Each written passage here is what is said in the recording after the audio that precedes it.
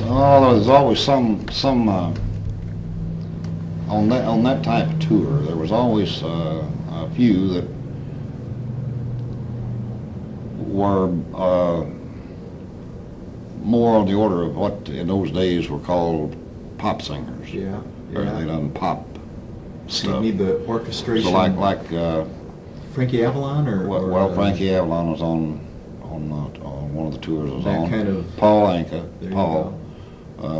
Irving was managing Paul on this one particular tour. that had to be a gold mine. Oh yeah, it was a gold mine. Yeah, it turned out to be a gold mine. First song he ever had, I don't know whether you're probably not old enough to remember it. Thank you very much. 16. Mm-hmm. Or Diana. Diana, yeah. Oh, Diana. Yeah. Oh, thank you very much. Have the record in my. I did have an older sister though. Who Yeah. tuned my ears to rock and roll younger than I should have heard it. But I'm so young and you're so old. Oh, Diana. Yeah. Yeah. Well, anyway. Oh, yeah. Yeah, gold mine. Will you drink? No. Oh, we don't. I bet the ice. The ice. A little drink of water would probably help me. My throat is getting awful raspy. I had I've got a little infection. Right, I went to go back to the doctor Monday. And he Hey, your wife mentioned to me on the phone that He you gave me went to some the different. doctor He gave me some yesterday. different antibiotics, and it seems to be helping a little. Helping out. Well, is that, at least up in Iowa, it's that time of year for those kind of things to go around, and everybody to think they got rid of their winter cold and catch something else in the Yeah. spring and summer. Irving picked him up right. I think he right after that song Diana, and he managed him for. I think after he sold out and bought the circus, he still managed Paul. He managed Paul for a long time. Typical, think about that. Typical manager's rates is like 10%, and stuff that Anka was. Well, Irving got more than that out of Did he? him. More like 25%. Oh man. Oh man.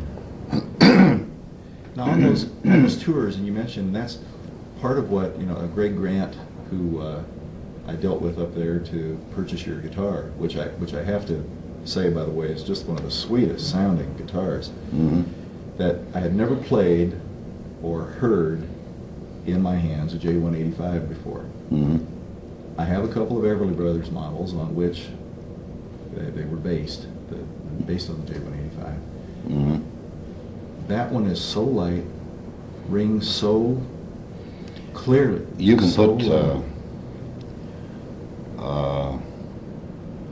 the right kind of strings on it, and that thing you talk about ringing. If you want to play bluegrass, yeah. It sounds. It's got a better sound than a Martin. That's, in fact, that's always been my problem with Martin. It didn't have enough bottom. It was there. It was nice and clean, nice and clear for going up there.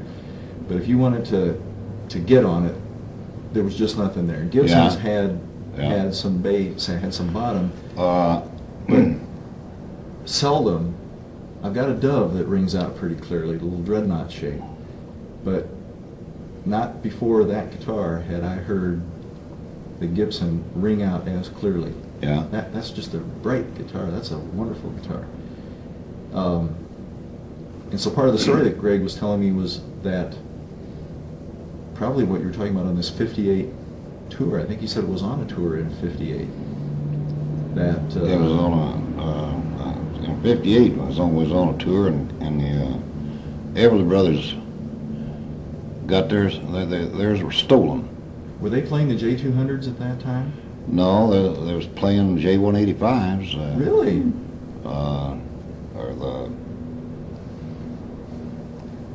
They looked to me like J-185s. They were definitely made off the same mold or some pattern. Yeah. But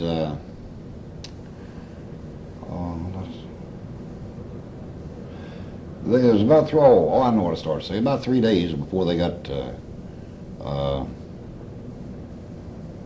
some other guitars down to them.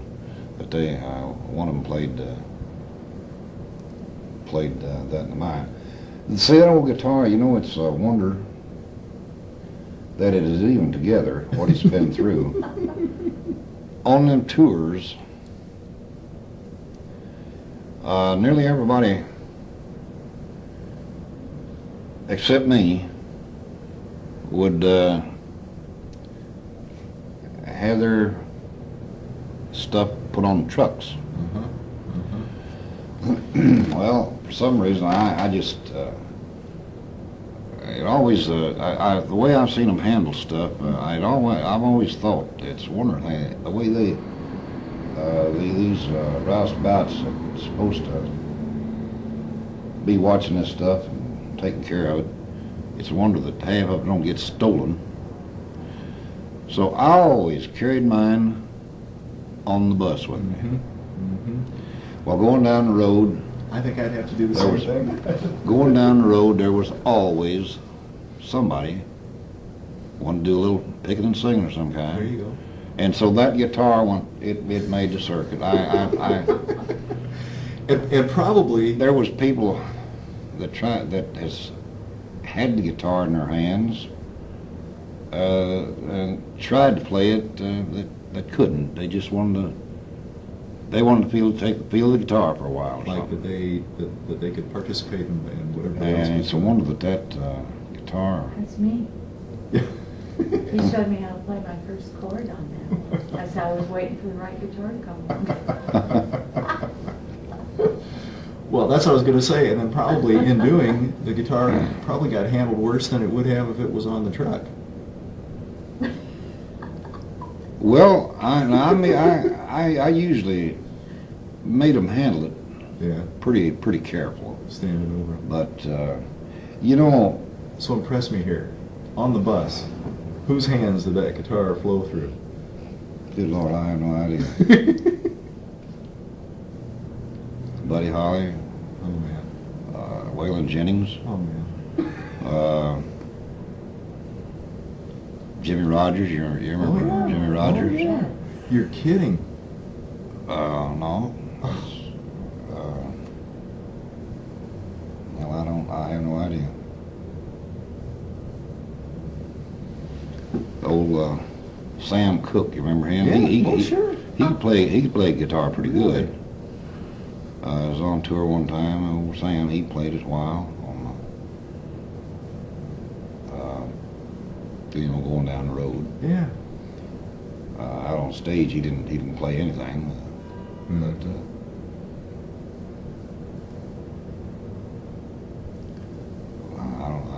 I can't remember all the people. On the package tours like that.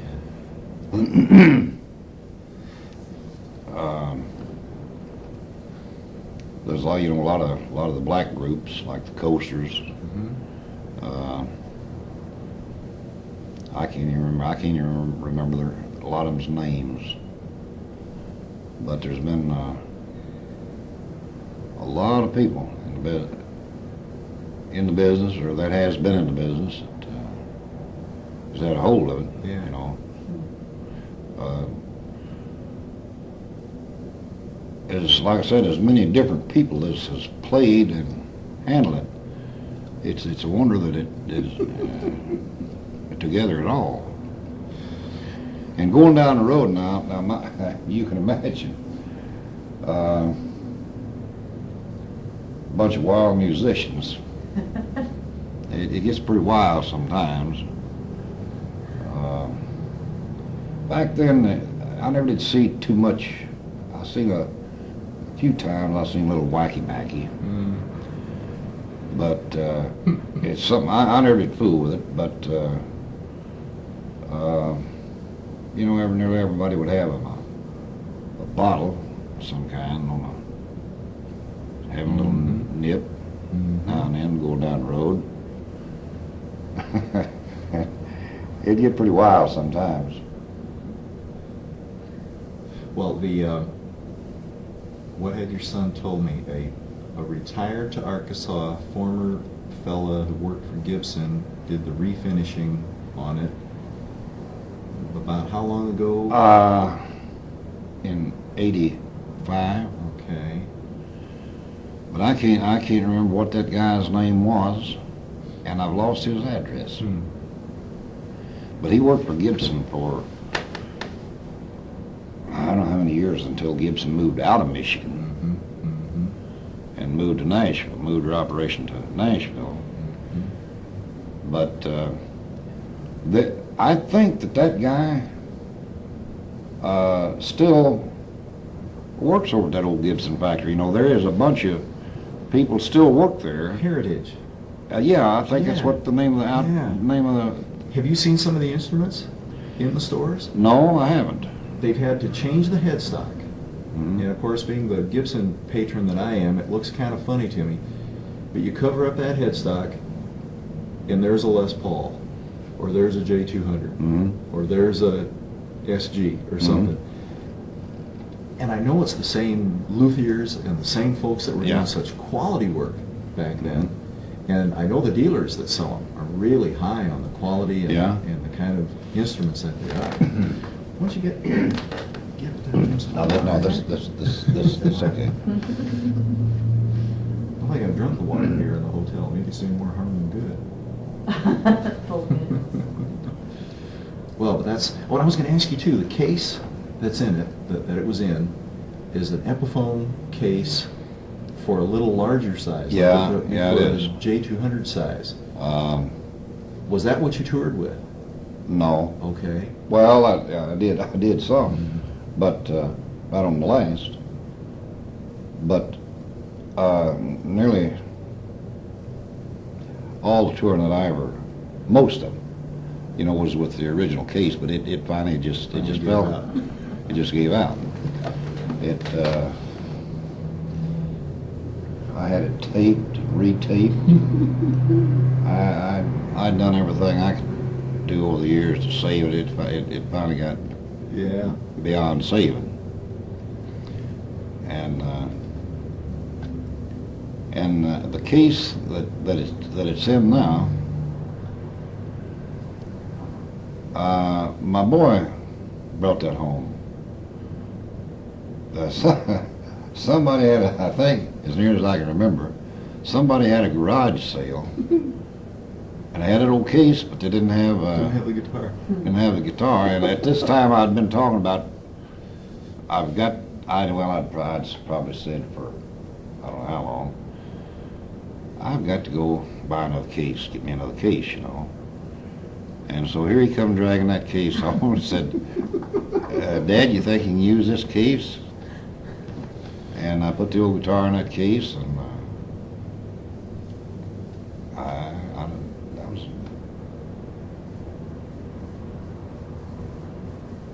to me like 78 or 77 or 78. Been there ever since. I've been carrying around that old case ever since. When did you originally acquire that guitar? 1952. Was it New new? off the Yeah, off yeah, the dealers yeah. rack. In 1952, I had an old Martin, but it was all beat up, cracked up, and so forth. And I don't know how well you know. Like I said, you're probably not old enough to remember this, but Keeps paying me favors, but I'm always remembering whatever he says. in the early 50s there, starting in about probably 50, 51, somewhere along there, they began to build a world of these UHF stations all around the country. You know, they had most of them went practically immediately went under. They didn't last but about a year or so. But I got a contract with an outfit called K Jewelers. At that time, they were supposed to be the largest chain jewelry outfit in the country. Okay. and I think they still are. But Kay's Uh, merchandise? huh? Like Kay's merchandise? K-A-Y Jewelers. Okay, why? Well, some of them they have, and I've noticed they've merged with, in some places over the country, they've merged with some other, I think, I don't remember what outfit. They call them K something else, but most of them, in most places yet, are still just simply K-A-Y. Okay. But anyway, there was a lot of these, all the VHF frequencies had been allotted, and a lot of people were clamoring to get into the TV Yeah. business. Because you couldn't have another channel like 8 next to 9 because there was crossover or bleed or something. I've heard about that. Yeah, and well, you couldn't naturally have two in the same market. Mhm. So they started building a lot of these UHF stations all around the country, and K Jewelers started buying time on a whole lot of them, and we got a contract to play for K Jewelers. At this time, I had a band. We've been booking ourselves as the Jim Miner and the Country Gentlemen. But when we went to work for K, we were sitting down there when I was trying to get something lined up with them. They, for some reason, didn't seem to like the name Country Gentleman too well. So finally I said, you know, you're always thinking. I said, well, what do you think of this? I said, Diamonds is your business, K is your name. How about we change our name? And then, well, this one old boy, he wanted more of a Western theme. He wanted to know if we could do, well, he wanted the show comprised, you know, the music comprised of more Western Okay. type stuff Okay. than the old rock, than the old honky tonk type country music. you Back know. in the saddle again. Yeah. So anyway, I said, K is Diamonds is your business, and K is your name. So how does the Diamond K Ranch hand sound? Smooth. Well, that old boy, he jumped about 6 feet high, and he said, that's it, that's it, that's it. And that's what got us the job. And so for about nearly 2 years, you see, they sent us to Evansville, Indiana. That was where they first started advertising. That was one of the first in that area TV stations, that one of the closest UHF stations to where I lived at the time. So they made old, I think they were old 8mm movie film, which it would show, you know, take the other. It was a syndicated deal. And then we would go here, there, and yonder around the country and play in their stores, or if they'd have a grand opening, open a new store or something like that. See, Yeah. we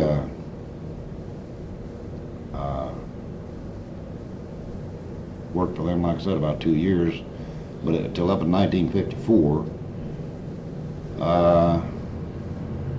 there was a pretty good recession come along there for a year or two, and they dropped, and a lot of the stations, by this time, a lot of the UHF stations that we had been on had done folded, and so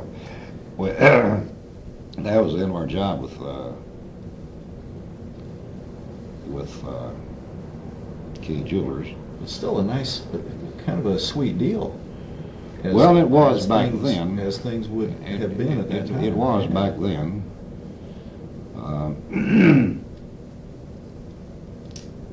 It was well, it was very few people, especially country acts, being seen on television. Yeah. Back then. Yeah. We were one of the few. There you go.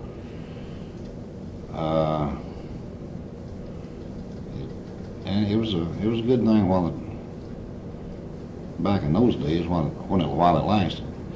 Not to change the subject here, but again, thinking about back at that time, so now it's like 1954 or something, and you've got this this business of appearing locally, of having this contract with K Jewelers and so forth. What prompts you to go to Nashville, or what makes that transition that allows you to contract with like United Artists to release the record and so forth? How does that take place? Whenever I lost my contract with K Jewelers, I went to Flint, Michigan, and started spinning records. Really? As a disc jockey. Really?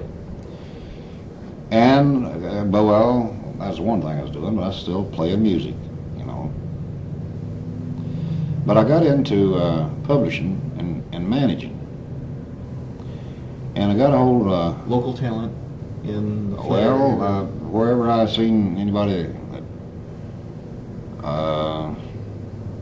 I thought sounded pretty good. Somebody that might be appearing the same night that you did somewhere, and you're asking them, have you got a contract? I got a hold of a guy, his name was Jim Bullington, but Art Talmadge, and I'm kind of getting ahead of myself. In the meantime, I had gotten acquainted with Art Talmadge, this guy. That name rings a bell, but I can't remember. Well, he used to run the Grand Ole Opry. Okay. Until about 1954, 55. Then he became general manager of Mercury Records. Okay. And he was general manager of Mercury Records until 1960. In 1960, some movie star with Mary Pickford, and I can't remember, there's two other people, put up some money, and they hired old Art to start United Artists Records. That was the beginning of United Artists Records. But in the meantime, I had got into producing. If I've seen somebody that I thought would sound pretty good, or would do something, I'd take them to Nashville, go down to RCA's studio, and when I first started there, RCA's studio, what RCA had for a studio, was down on McGavick Avenue, in the back, in the back side of an old grocery warehouse. They had a few partitions back there, had it kind of soundproof, and that was the RCA studios. That was before they were at this time. They were in the process of building what is known as old Studio B. Okay, so that's even pre-Studio B then. Right. Well, I would go, take some cat to Nashville, hire a studio, hire some musicians, usually Chet Atkins and his band. And he had, like typically, from following the Everlys, they would sit down and be like Floyd Kramer on piano and Chet playing guitar. Yeah, back then, there was, like I say, kind of a clique. Yeah. Chet had a clique. Boots Randolph on sax. Yeah, Boots on sax. Murray Harmon on drums. Yeah. Floyd on piano, Junior Husky on bass, Okay. and if you wanted background singers, he just ought to be. You know, there was the two big groups in Nashville at that time were the Jordanaires Quartet or the Anita Kerr Singers. Okay. Okay. But Chet would always recommend, if I called down and said, I want a session on such and such a date, if I can, he would say, do you want the Jordanaires? Or if you said, I want some Background singer. background singers, he'd say, well, the Jordanaires. Him and Gordon Stoker were pretty good Real buddies. tight. See, Okay. you know, Get him so some like I studio say, time. That's who he know. Well, anyway, yeah, well, I'd produce something, then I'd take the master and lease it to some other company. Would that be on anything bigger than 1/4-inch reel-to-reel? Would that be 1/2-inch reel-to-reel tape? No, it was about 3/4 inch. 3/4 inch. At 15 inches per second. Well, now, wait a minute. After they started over in old Studio B, they had some when they first started there. I think they only had 4 tracks, 4-track studio. Okay. and I think that was 1/2-inch tape. Okay. Over in the old McGavick studios, that was still strictly monaural over there. It's 1/4-inch tape. But you run it 15 inches per second, so that when you tried to audit it, you know, you very seldom went through and made a perfect cut. Oh, of course. Some that you could take and print. Yeah. So by cutting 15 inches second, you could, when you started editing, you could run your reels back and forth, and you could cut something right in dead center where it wouldn't be noticed. A note And if you were going where to... when you spliced. Yeah. You could dub But- back at a slower speed because you had all this tape to work with But during that. with something slow, cut slower, you know, you couldn't cut Not it. enough space to do it. Well, you couldn't cut a note in half exactly, and then maybe take this piece out and run some other passage in there Into it. and hit that Yeah. particular Yeah. note, cut it and splice it where it wouldn't be noticeable. See. Mm-hmm. Mm-hmm. But anyway, you take these masters and lease them to other companies. And I got to doing a lot of business with Mercury. I don't remember who all. Did Mercury have offices in Michigan? No. In Nashville? No. In Nashville. No, at this time, 35 in the old Pure Oil building, 35 East Weicker Drive Chicago. in Chicago. Uh-huh. That was where their offices were. They didn't have anything in the way of studios or anything in Nashville. Now, at this time, there was several cats that was recording for them. I had a pretty good reputation as, well, the old art seemed to think I did, as an arranger, somebody that could go in there and come out with a decent sounding piece of tape. Uh-huh. Uh-huh.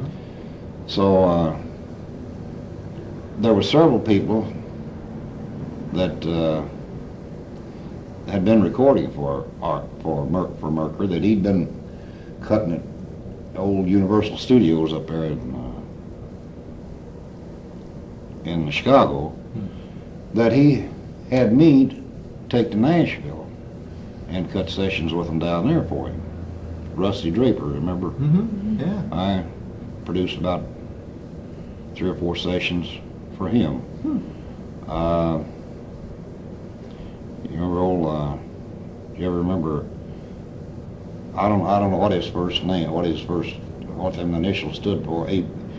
J.P. Richardson, Oh, yeah. the Big Bopper. Big Bopper, yeah. DJ also before getting involved in Yeah. recording. Well, I produced a couple for him. Huh. Did you ever hear Narvel Felts? Uh-huh, uh-huh. Well, What a strange name. yeah, Real name? yeah, that's his real name. Unbelievable. I cut 4 sides. No, I cut 6. 6 or 8, I can't remember exactly, all told, for him. That art released on Mercury, and we couldn't hardly give him away. You know, he had 27 hits. Smooth. 27 records before he ever had a hit. He never had a hit up until the mid-70s. Smooth voice. High pitch, high, smooth. voice. I would have likened it to, but yeah, I was impressed with the voice. But anyway, I had this one guy picked up. He was driving a dump truck in Flint, Michigan. And somebody told me, said, you ought to go over and listen to that old boy, or have him come over to your place. Said, I believe he could go somewhere. His name was Jim Bullington. So he had a song, he come over, he had a song called Love Bug Crawl. And I listened to that, I thought, well, that's a natural hit. It should go close to 1 million. So I took him down, produced him, leased him to Mercury. But Art had a propensity for changing people's names. He changed his name to Jimmy Edwards. Okay, okay. I knew the song title. What was it? Yeah. And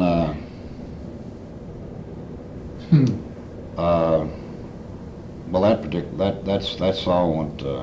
It done about almost 750,000. It got up.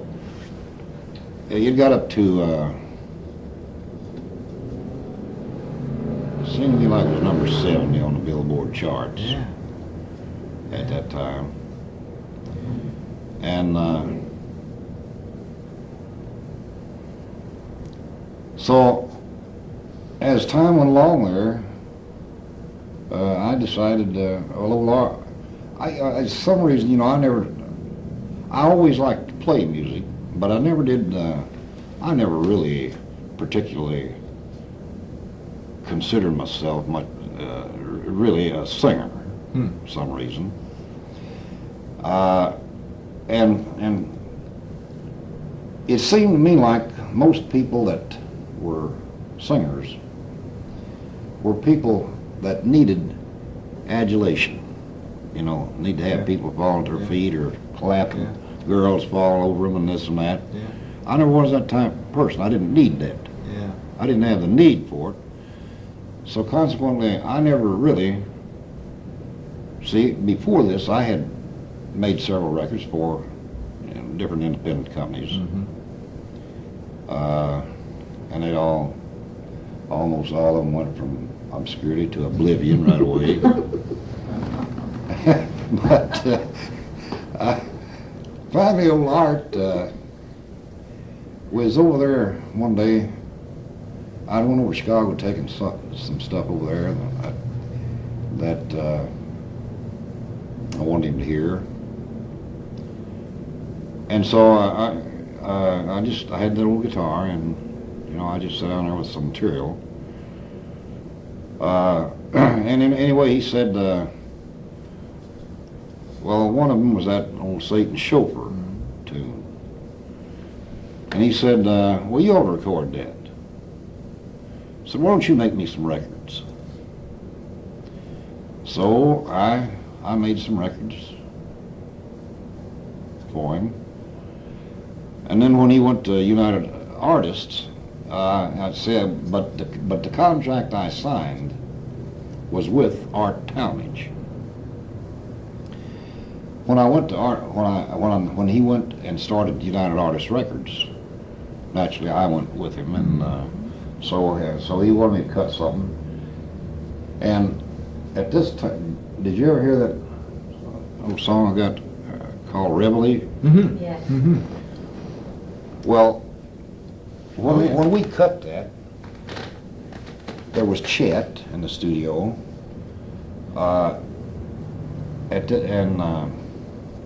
Grady Martin. Mm-hmm. Grady Martin at this time was also a DECA Yeah. scout, you know.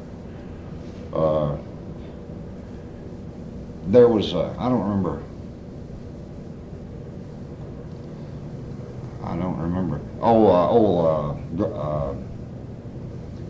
Old Hank Garland, he played the banjo on that.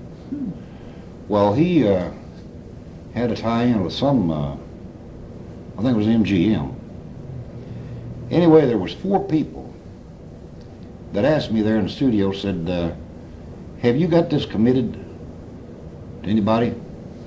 Old Chet and these other cats that, you know, like I said, represented other recording companies. I said, well, yeah, I'm under contract to Art Talmadge, and I got to take it. At least let him have a first chance at it, first listen to it. If he don't want it, we might be able to work out something. I said, that's a natural hit. That's a natural hit. Well, going back up the road, I got to thinking about the situation over, and after I got home there, I got to listen to it, and I thought, well, that sounds pretty commercial. Maybe I might have got something here, finally. And when old Art heard it, he just flipped. He says, "Oh, we got us a natural here. We got us a natural here." Said, "This is the one we've been looking for," and this and that. But about this time, he said, well, while I was talking to him, I talked to him a while, you know, and I seen he had a lot of stuff on his desk piled up there. And so I told him I'd get on out of his hair, you know. Well, some of the stuff that he had, as it turned out, that he had piled up there on his desk was a master. It was a title song from Exodus, the movie Exodus, by Ferrani and Teicher, 2 piano pictures. Yeah. Very nice. Soundtrack. Yeah. And another one by an old gal from Greece. She just died, I think, here just recently. She went back to Greece. She was a culture minister over there for a while. Actress. She was an actress. Yeah. The tune was Never on a Sunday. Well, what happened? To make a long story short, what happened? Mine just got lost by the wayside. I went around doing some promotion work, and I don't know how many distributors told me, said, "Yeah, I order yours. Yeah, we could be selling the hell out of yours, but can't get them." And see now, United Artists, he didn't have they didn't have their own pressing facilities. He was having contracting out. Yeah, Capital in Scranton, Pennsylvania, Okay. Southern Plastics in Atlanta, Okay. and place in well, I don't know how many plants. At that time, that theme from Exodus and that old gal, Melina Mercury, Yes, I think was her name. Yes. The demand for their records was so great to take that. I got a hold of Art and I just raised all manner of hell with him. And Art finally says, "Well, now sit down, boy. I want to talk to you. I want to give you a little lesson in economics." Oh man. And he just laid it out flat, you know. I'm in this business for the money. And that's what my stockholders, my angels, he called them. They weren't his stockholders. He didn't have very much stock in the outfit. His angels expected a profit, and they couldn't even fill the orders that they were getting for those records. And so on that old United Artists record there, it done about I think it was about 110,000, and that was it. See, what had happened, he pressed mine first. Initial run. And shipped out a bunch to distributors, and then when this other stuff hit the market, that was the end of mine. And do you, at that time, hindsight's 20/20, all like for a lot of things. He was still so avidly interested in it that you wouldn't have been able to get it away from United Artists to go back to Nashville and have no RCA or anything like that. Yeah. No, probably not. So it would have played out that way anyway. It probably wouldn't have got any DJ play anyway. The DJs, what few DJs had it, would have probably thought, well, what? They'd have been confused. Now, what is this? Yeah, it's coming back out on a different label. I don't know. It just. But old Art was, I really respect the guy because he never did lie to me. I never did catch him at one. Yeah. And he was blunt and to the point. You don't mind a straight shooter? No. I'll never forget one time I was over there at Chicago.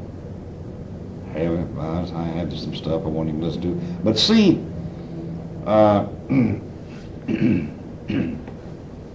one of the keys to the situation is you don't take a sack full of stuff in. Yeah. You take at the most 4 tunes. Yeah. The ones that are right there at the cream. Yeah. 4 the best you got. Yeah. Well, so here when he got around to coming in the, what do you call, the music room, they had a piano in there and some tape recorder and stuff. I was in line here with the rest of these people, Well, some old woman sat down there and she had a satchel full. She must have had 100 songs in there that she'd written. She sat down there at the piano and started demonstrating these songs. And Art always said, I don't want to hear no more than the first 4 bars of a song. If there ain't something in the first 4 bars that grabs me, it ain't got it. Yep. Well, that old woman, she'd start singing something, and she should have had somebody else demonstrating for her in the first place. I think that turned him off a little bit. She wouldn't have no sooner than get started. He'd say, "You got anything else?" But of course she did. Yes. And then she'd hit a chord. There's some cake on the table. Yeah. I'll eat when I'm able. You got anything else? And he let her. And there goes the afternoon. He let her go through 4 tunes. Let her start 4 tunes. And he just, and finally, he said, that's it, lady. He said, I've heard all I want to hear. Said, I don't think you've got any material there that I'd be interested in. Next. And she, it almost brought her to tears. I think when I did go out there kind of crying. But he was just, you know, he was a busy man, and he couldn't be bothered with a bunch of trash. He had to have something that had a little bit of something to And it. like he says, the same way he's hearing it to begin with is the same way the radio listener hears it when it starts out on the radio. Yeah. And it's got to have it right now. It's got To a, another station. Yeah, exactly. Yeah, exactly. yeah. You know, Well, on that song in My particular, butt. there's the like in between. I think there's like the chorus. You can really hear the acoustic guitar ringing on that. Is that the J-185, and are you playing it, or is, which tune is that? Reveille? No, on that, Grady Martin played it. Oh, okay. Okay. On that. It almost sounds like they mic'd it up for a real ringing out in between, and then you come Yeah. into the verse and they damped it back down again. Yeah. I was listening to that tape. On that particular tune, I didn't play anything. I